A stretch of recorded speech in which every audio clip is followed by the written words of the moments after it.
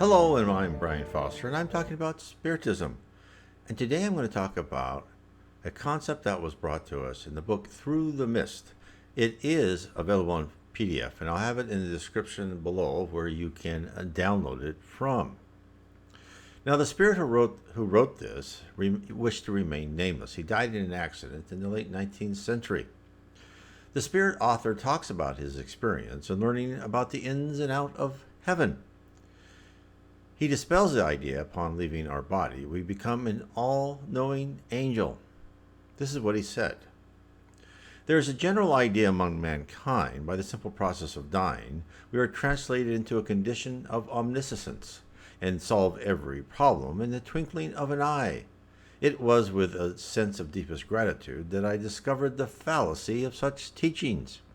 And the wider my experience ranges, the more astounded I am that this preposterous assumption could ever have originated or found a sanction in the minds of intelligent beings.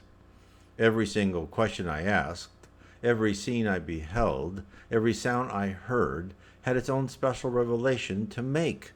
And the rapidity with which each successive wave of information rolled over me allowed me no time for recovery from the grandeur of its power and scope, before which I reeled in wonder and amazement, and the same is equally true of the present as it is of the past.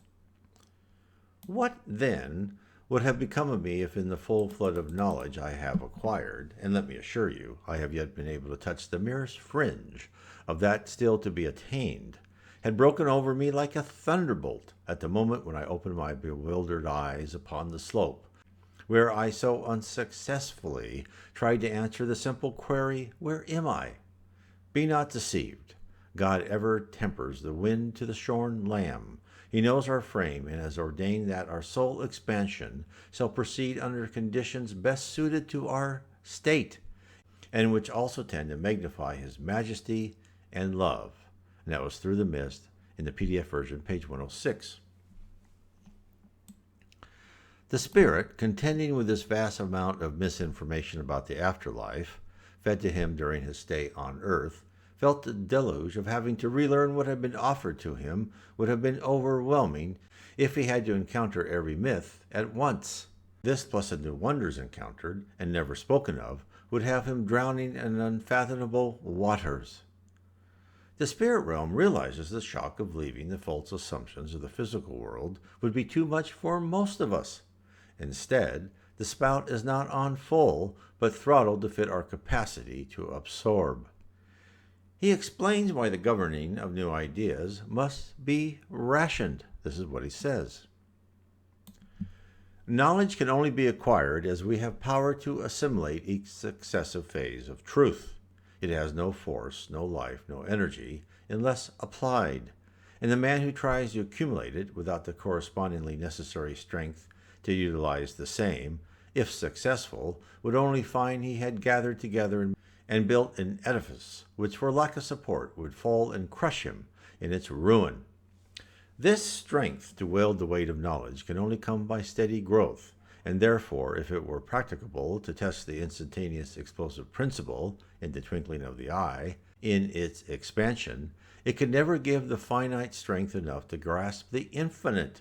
This must be attained by the gradual transformation of our lives into the Christ life, which in its turn must be converted into the infinite as we further expand into the likeness and character of God. Again, Through the Mist, page 106. So as with everything in the spirit realm, the reason and the application are perfect. We can only internalize new information at the speed in which we are capable. Any faster, and the lesson would be lost. We are not meant merely to gather facts, but to comprehend the story behind them. This establishes a firm foundation in which to carry on. Otherwise, the next wave of new data would be incomprehensible. Each stone in our character must be planted perfectly, strength building upon strength, in order for us to continue our upward trend. The road to perfection is not simple or easy, but it is a trek full of surprises and wonderment, where love is the background music which is always playing. I suggest you learn more about the capabilities of a spirit and how they ascend. Read my book, Spirits in the Spirit Universe, Book 2 of Spiritism. God bless.